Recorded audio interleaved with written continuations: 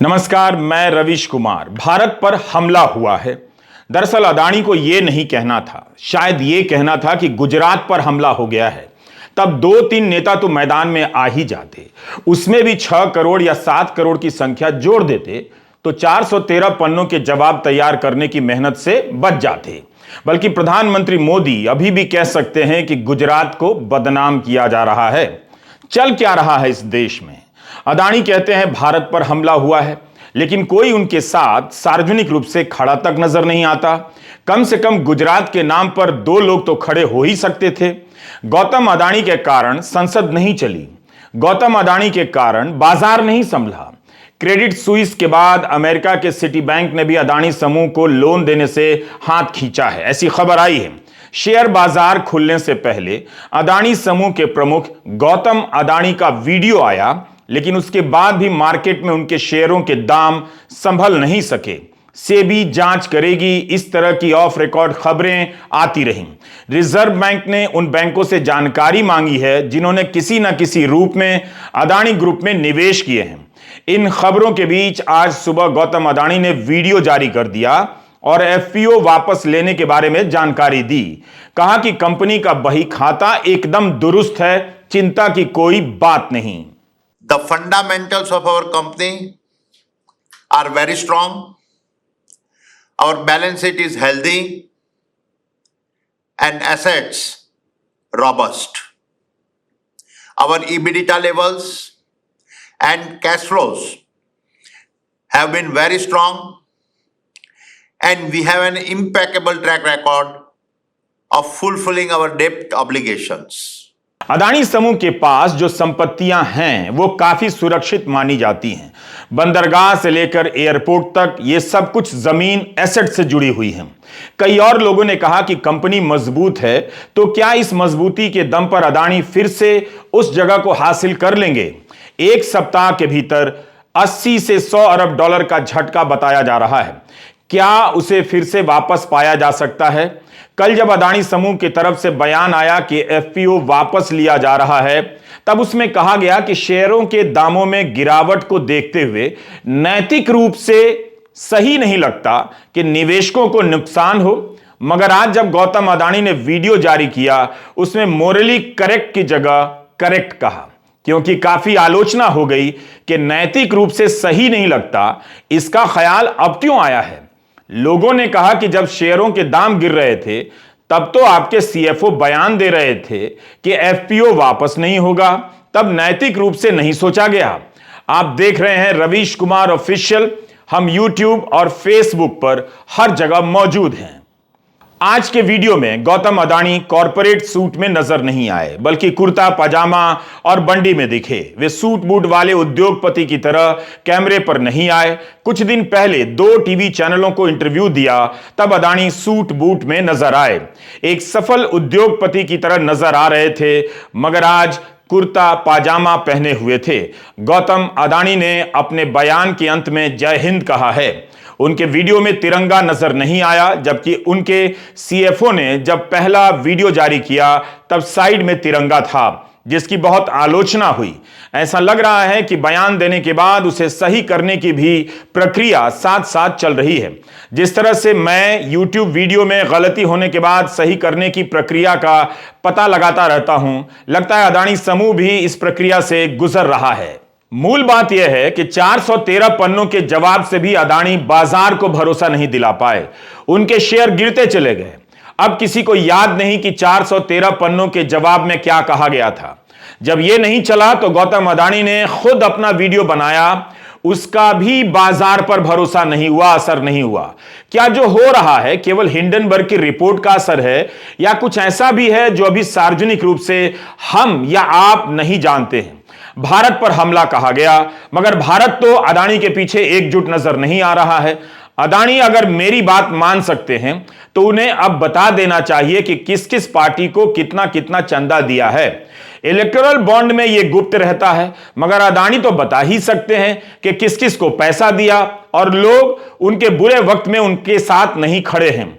सबसे ज्यादा सैड बात यही है, मीडिया की अलग अलग रिपोर्ट के अनुसार करीब 1 सप्ताह में अदानी ग्रुप के शेयरों के भाव में 80 से 100 अरब डॉलर की गिरावट आई है। मगर उससे भी बड़ा झटका कुछ और है, सिटी बैंक और क्रेडिट सुइस का फैसला। दुनिया के दो बड़े बैंकरों ने अदानी ग्रुप के बॉन्ड को मान्यता नहीं देने की घोषणा की। यह केवल अदानी ग्रुप के लिए झटका नहीं है, बल्कि भारत के कॉरपोरेट गवर्नेंस की साख को भी गहरा धक्का पहुंचाता है। क्रेडिट सुइस स्विट्जरलैंड का एक बड़ा सा बैंक है। हमने भी सोचा जरा इसकी तस्वीर तो देखें, जिसने भारत के सबसे बड़े कॉरपोरेट घराने के बॉन्ड के बदले लोन देने से इनकार कर दिया है। हम कहां जा पाते यहां, ना ही हमारे पास कोई ग्लोबल चैनल है, मगर ग्लोबल दर्शक तो हैं। इसलिए हमने सुनीता जी को जगाया और कहा कि क्रेडिट सुइस के दफ्तर का विजुअल चाहिए, वीडियो चाहिए। सुनीता जी हमारे YouTube चैनल की दर्शक हैं। वो झट घर से निकली और यहां आ गईं। यह ज्यूरिख में क्रेडिट सुइस का मुख्यालय है। यह एक बल्ज ब्रैकेट बैंक कहा जाता है। इस तरह के बैंक दुनिया के सबसे चुनिंदा बड़े बैंक हैं जो अंतर्राष्ट्रीय स्तर पर अरबों खरबों का निवेश करते हैं। दुनिया के सबसे अमीर लोग और कंपनियां इनके क्लाइंट होते हैं। इन बैंकों के नाम आप जानते हैं, Deutsche Bank, Morgan Stanley, bank of America इत्यादि इत्यादि। क्रेडिट सुइस भी ऐसा ही एक नामचीन बैंक है जो दुनिया भर में अरबों डॉलर का निवेश करता है। हाल के वर्षों में क्रेडिट सुइस ने कई रिस्की बेट्स लगाई हैं और निवेशकों का पैसा डुबाया भी है। जैसे ग्रीनसिल कैपिटल में $10 बिलियन का निवेश किया और कंपनी 2021 में दिवालिया हो गई। इसी तरह आर्केगोस कैपिटल मैनेजमेंट जब 2021 में क्रैश कर गई, तब क्रेडिट सुइस ने $5.5 बिलियन का नुकसान उठाया। इसी सब के चलते क्रेडिट सुइस की मार्केट वैल्यू पिछले कुछ वर्षों में कमजोर भी हुई है। क्रेडिट सुइस ने पिछले साल नवंबर में 2025 तक 9,000 लोगों को नौकरियों से निकालने की घोषणा की है। तो क्या इन अनुभवों को देखते हुए क्रेडिट सुइस ने तय किया है कि अदानी समूह के बॉन्ड के बदले लोन नहीं देना है? यह कोई साधारण खबर तो नहीं थी। इसके आते ही हाहाकार मच गया।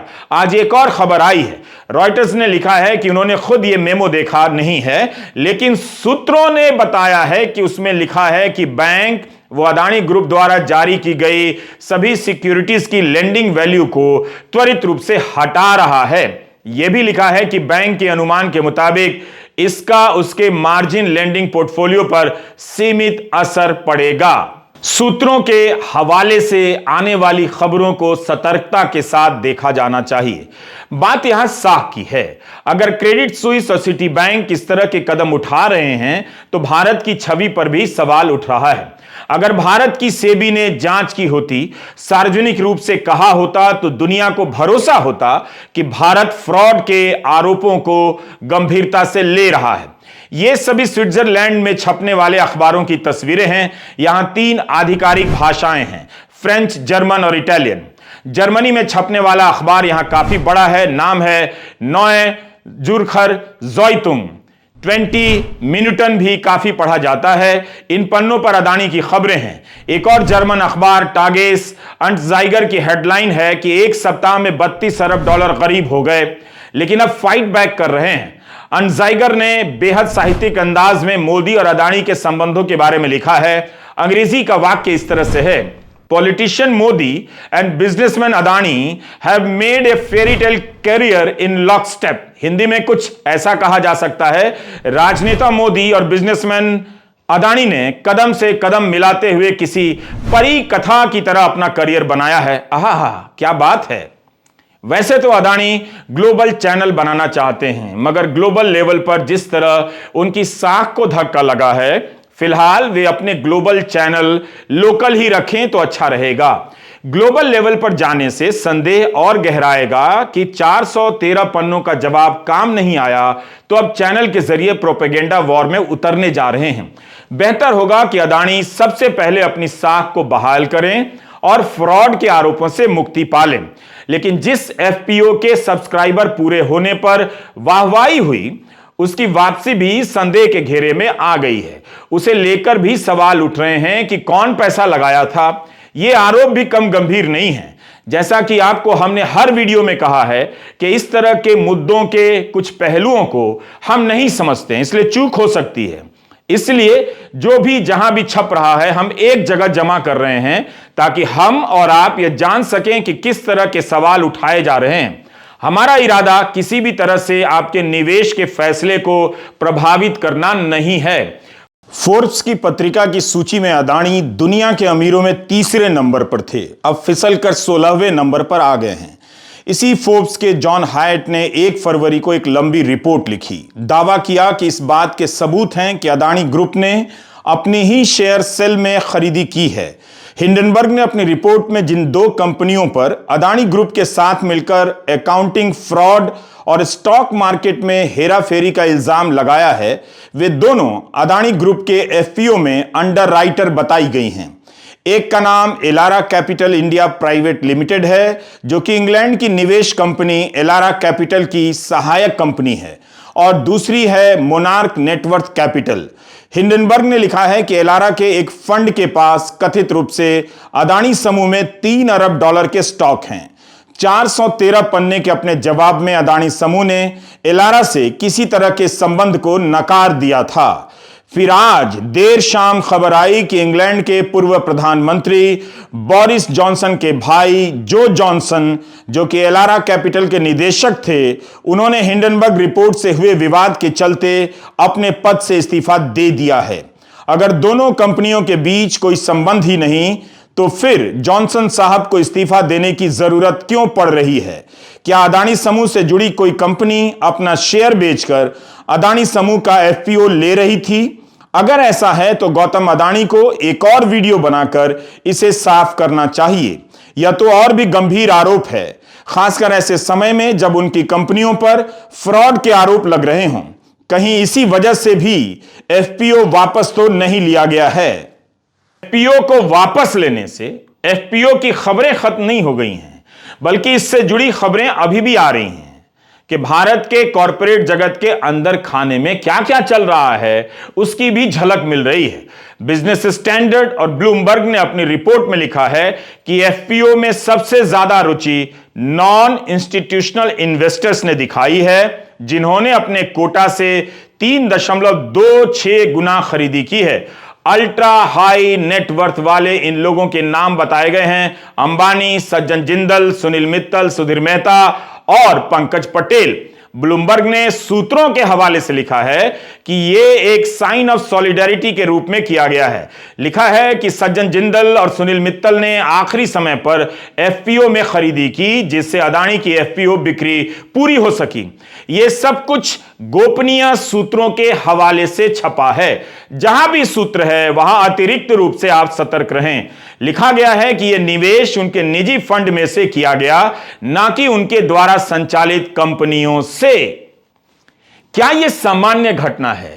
यह भी अपने आप में बड़ी घटना है कि अदानी को बचाने के लिए कई बड़े उद्योगपति अपने निजी फंड से अदानी के एफपीओ में पैसे लगा रहे हैं।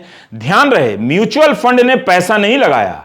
एलआईसी ने अपना निवेश 3 करोड़ के बाद रोक दिया, आगे और पैसा नहीं लगाया। तो सज्जन जिंदल, अंबानी और सुनील मित्तल ने क्यों पैसे लगाए? अगर लगाए हैं तो हमारा सवाल है कि यह बिजनेस सेंस से लिया गया फैसला है या पॉलिटिकल हंटर के कारण लिया गया फैसला है?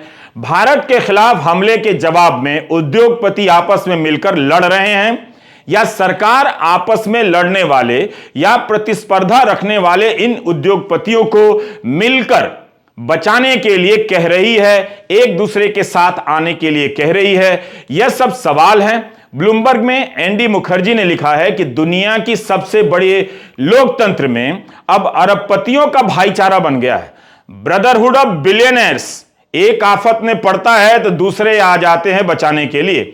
लिखा है कि अबू धाबी का शामिल होना पहले से ही पता था। हैरानी यह है कि भारत के अरबपति आखिरी मिनट पर अपने साथी के बचाव में आ गए। गरीबों के बीच भाईचारा खत्म किया जा रहा है आप लोगों के बीच। इसके लिए रोज इन अमीरों के चैनलों से हिंदू मुस्लिम का नफरत परोसा जाता है। दूसरी तरफ अरबपतियों के बीच भाईचारा बन रहा है। एक सवाल यह भी है कि भारत के सारे अमीर मिलकर भी बाजार में अदानी की साख नहीं बचा सके। इन अमीरों की क्या साख है, इस पर भी बहस हो सकती है। हम अरबपतियों के इस भाईचारे पर वापस लौट रहे हैं बहुत जल्दी, लेकिन पहले आज के हमारे प्रायोजक की सूचना। पेंडोरा पेपर्स के अलावा पनामा पेपर्स में भी विनोद अदानी का नाम आया था। आपको याद होगा 2016 में यह इन्वेस्टिगेशन दुनिया भर के पत्रकारों ने मिलकर किया, जिसमें अरबों के ऑफशोर लेन देन का ब्यौरा था। अगर आप इस रिपोर्ट को और गहराई से समझना चाहते हैं तो कुकू एफएम की पनामा पेपर पर या audio book Panama papers explained सुन सकते हैं। इस किताब में कई पत्रकारों के काम और रिपोर्टों को आपके लिए एक जगह संग्रहित किया गया है और आसान भाषा में समझाया गया है। कुकू एफएम एक भारतीय ऑडियो शो प्लेटफॉर्म है जहां पर हिंदी सहित भारत की कई भाषाओं में 10,000 से भी ज्यादा ऑडियो शोज का संग्रह मौजूद है। अगर आप कुकू एफएम की वेबसाइट पर स्क्रीन पर दिखाई जा रहे कूपन कोड का इस्तेमाल करेंगे तो आपको पहले महीने की मेंबरशिप पर 50% का डिस्काउंट मिलेगा और 49 रुपए में आप कुकू एफएम पर मौजूद ऑडियो बुक सुन सकेंगे। इसका लिंक नीचे डिस्क्रिप्शन बॉक्स में भी हमने दे दिया है। हम साफ कर रहे हैं कि हमारे कार्यक्रम पर प्रायोजक का कोई दबाव और प्रभाव नहीं है। आप भी हमेशा समझबूझ कर ही किसी उत्पाद के बारे में फैसला करें, शर्तों और खूबियों को ठीक से समझ लें। इतना ही नहीं, बाजार से जुड़ी हर खबर को ठीक से समझा कीजिए, वक्त दीजिए, किताबें पढ़िए, खबरों को ध्यान से देखिए। अब देखिए, बिल एकमन खरबपति निवेशक हैं। इन्होंने बुधवार को ही कह दिया कि उन्हें इस बात से हैरानी नहीं होगी अगर अदानी समूह एफपीओ खरीदने के नाम पर जालसाजी कर ले। कुछ वास्तविक संस्थाएं तो होंगी जैसे अबू धाबी की इंटरनेशनल होल्डिंग कंपनी, लेकिन कुछ जालसाजी भी हो सकती हैं। उनके ट्वीट का यही मतलब निकलता है हिंदी में। यह हालत हो गई है, सारे सवाल सार्वजनिक हैं मगर खबरें off record. India is now an off record democracy with only on record is चापलूसी। इसे लिखकर पर्स में रख लीजिए। आप इन्हें जानते होंगे, माधवी पुरी बुच, सेबी की पहली महिला प्रमुख। 2022 में इनके प्रमुख बनते ही अखबारों की हेडलाइन रंग गई कि सेबी में कोई क्रांतिकारी बदलाव हो गया है। होना भी चाहिए था, शेयर बाजार के शीर्ष पर कोई महिला पहुंची हैं, यह बदलाव तो है ही। हालांकि निफ्टी की पूर्व सीईओ चित्रा रामाकृष्णन तो पिछले साल से जेल में हैं, लेकिन आज सेबी के सामने 21वीं सदी की सबसे बड़ी घटना है। मगर 8 दिन में यह संस्था सार्वजनिक रूप से भारत के निवेशकों को भरोसा नहीं दिला सकी। ऑफ रिकॉर्ड तो खबरें आ रही हैं कि सेबी ने जानकारी लेनी शुरू कर दी है, जांच वगैरह शुरू कर दी है, मगर ऑन रिकॉर्ड या सार्वजनिक रूप से सेबी ने कुछ नहीं कहा है। आखिर सेबी को कितना वक्त चाहिए? 24 जनवरी को हिंडनबर्ग की रिपोर्ट आ गई, आज 2 फरवरी है। यह हाल है भारत की इस नियामक संस्था का। 8 दिनों में भी सार्वजनिक बयान नहीं आ सका है। रॉयटर्स की खबर भी ध्यान में रखिए कि सेबी अदानी के शेयरों में हेराफेरी की संभावना की जांच कर रही है। यह सब सूत्रों के हवाले से खबरें आई हैं। इतने सालों से सेबी क्या कर रही थी? उसने कुछ तो जांच की होगी कभी। महुआ मोइत्रा ने जून 2021 में पत्र तो लिखा था, तब जांच की बात कही गई थी सेबी की तरफ से। उसका क्या हल निकला वही तुरंत बता दिया जा सकता था। उसी जांच के हवाले से सेबी बयान दे देती, निवेशकों को भरोसा दे सकती थी। क्या सेबी जैसी संस्था विपक्ष के सांसदों को गंभीरता से नहीं लेती है? आमतौर पर विपक्ष के नेताओं के मामले में जांच एजेंसियां कितनी अच्छी तरह से अपने आप काम करने लग जाती हैं, जैसे विपक्ष को देखते ही कोई ऑटोमेटिक बटन दब जाता हो। तो क्या अदानी के कारण सेबी और अन्य एजेंसियां हरकत में नहीं आ पा रही हैं? लोगों के पैसे डूबते जा रहे हैं, सेबी की तरफ से कोई सार्वजनिक बयान तक नहीं आता है। आज कई विपक्षी दलों ने मांग की कि सरकार जांच के आदेश करे और संसद में बहस हो। कांग्रेस, समाजवादी पार्टी, एनसीपी, तृणमूल, आम आदमी पार्टी, सीपीआई, सीपीएम और डीएमके ने जांच की मांग की है। इस बात को लेकर संसद में हंगामा हुआ और सदन की कार्यवाही स्थगित करनी पड़ी। और जो ये LIC, SBI, दूसरे बैंक जो सरकारी इंस्टीट्यूशंस है ये है, इसकी एक जांच होना चाहिए। इसके लिए हम इस चर्चा में डिमांड करना चाहते हैं, या तो ज्वाइंट पार्लियामेंट्री कमेटी हो या सुप्रीम कोर्ट के जो चीफ जस्टिस है उनके नेतृत्व में इसकी इंक्वायरी हो और डे टू डे रिपोर्ट भी जनता के सामने रखे। अब आते हैं शेयर बाजार पर। बाजार खुला नहीं कि लोग बंद होने का इंतजार करने लगे। यह देखने के लिए 2 फरवरी को 1 फरवरी से ज्यादा शेयर गिरता है या कम शेयर गिरता है, या अदानी के वीडियो आने के बाद बाजार अदानी पर भरोसा करता है, लोगों की नजर शेयर बाजार पर थी। मगर ऐसा कुछ भी नहीं हुआ। कल अदानी क्या करेंगे यह कल की बात होगी, मगर आज तक यानी हिंडनबर्ग की रिपोर्ट आने के 8वें दिन तक वे बाजार में भरोसा पैदा नहीं कर सके। ना तो 413 पन्नों की रिपोर्ट से भरोसा पैदा कर सके और ना ही 4 मिनट के अपने वीडियो से। अदानी ग्रुप की सभी 7 लिस्टेड कंपनियों के स्टॉक में आज भी भारी गिरावट देखी गई है। अदानी एंटरप्राइजेस 26.7% नीचे गिरा है। अदानी एंटरप्राइजेस का एक शेयर कल 2135 रुपए का था, कभी तो 32 रुपए से अधिक का था, आज करीब 1565 रुपए का हो गया। इसी तरह Adani power, Adani port, green, total gas, Wilmer transmission में आज 5 से 10% की गिरावट दर्ज हुई है। गौतम अदानी के निवेशकों को वीडियो संदेश देने के बावजूद बाजार बंद होते होते अदानी ग्रुप के शेयर नहीं संभल सके। गनीमत है कि आज एसबीआई और एलआईसी के शेयर नहीं गिरे। ब्लूमबर्ग ने आज सूत्रों के हवाले से एक और रिपोर्ट छापी है कि भारतीय स्टेट बैंक ने अदानी को $2.6 बिलियन यानी 21,000 करोड़ से भी अधिक रुपया लोन में दिया है, जो कि नियमों के तहत तय की गई राशि का करीब आधा है। एसबीआई के कॉर्पोरेट बैंकिंग के एमडी स्वामीनाथन जे ने भी कुछ दिन पहले यही बयान दिया था। पर अगर यह खबर सच है तो एक सवाल भी है।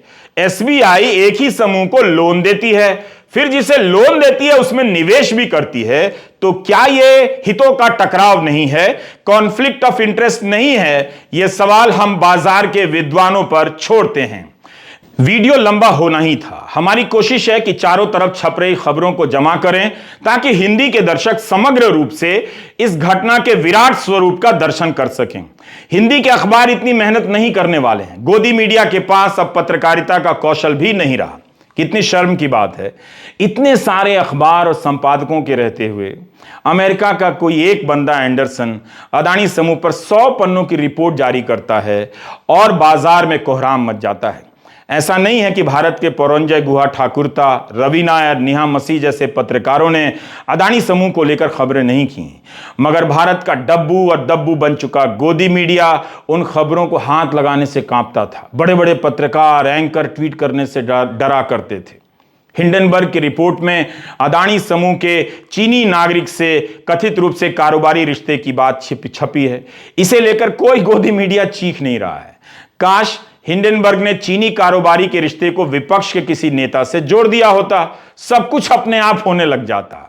राजनीतिक रूप से आप कह सकते हैं कि राहुल गांधी ने कभी अदानी और अंबानी का नाम लेकर हमला करने से खुद को नहीं रोका। इसी 1 जनवरी को राहुल गांधी ने कहा कि पूरा देश जानता है ये नरेंद्र मोदी जी की नहीं, अदानी अंबानी की सरकार है। ये सच्चाई है और इनका पूरा लक्ष्य इनका आपके ध्यान को इधर उधर करना है। 2015 में भी राहुल का बयान है कि आप लोगों की सरकार उद्योगपतियों की सरकार है। सब जानते हैं बड़े लोगों की सरकार है, सूट बूट की सरकार है, वो हम समझते हैं।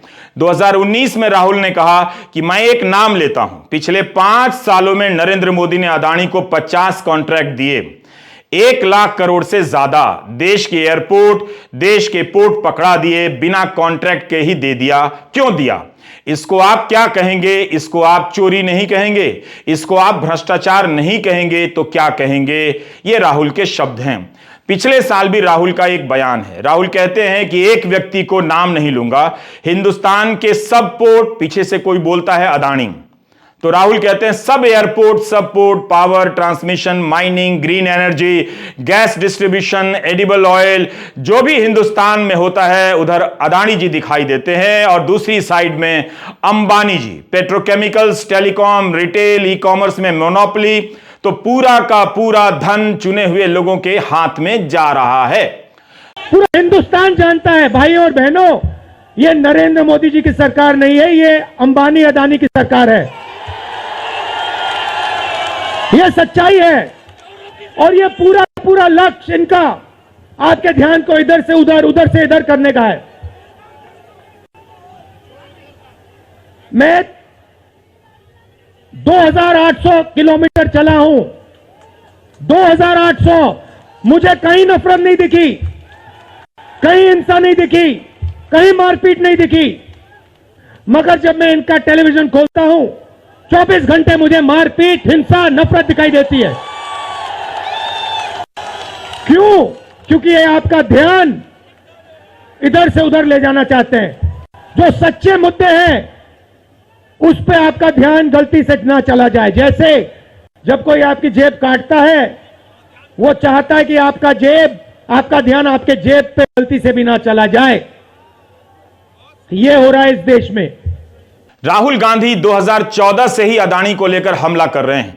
2014 से ही अदानी समूह की तरक्की में अप्रत्याशित मोड़ आता है। अब आपके सामने हिंडनबर्ग की रिपोर्ट भी है।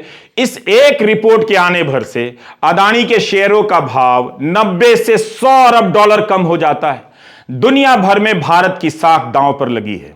यह वो खबर है जो खबरों को मैनेज करने में माहिर हो चुके हमारे देश के गोदी मीडिया से भी मैनेज नहीं हो पा रही है। सोचिए हिंडनबर्ग के आरोप क्या है, उसका प्रभाव क्या है। इसका डिटेल यहां के अखबारों में ठीक से छपा भी नहीं है। ज्यादातर लोग जानते भी नहीं हैं कि क्या आरोप लगे हैं। इसके बाद भी जिनका पैसा लगा है मार्केट में, उन्होंने जान लिया है। यही वजह है कि शेयर बाजार में अदानी के शेयर धाराशाही होते जा रहे हैं। कब संभलेंगे अदानी ही बेहतर बता सकते हैं। जिस तरह से उनके निवेश भारतीय अर्थव्यवस्था के बुनियादी ढांचे से जुड़े हैं, उससे लगता नहीं कि सरकार भी चाहेगी कि एक हद से ज्यादा गिरे, क्योंकि फिर संकट बुनियादी सेक्टर में भी दिखने लगेगा। नमस्कार, मैं रवीश कुमार।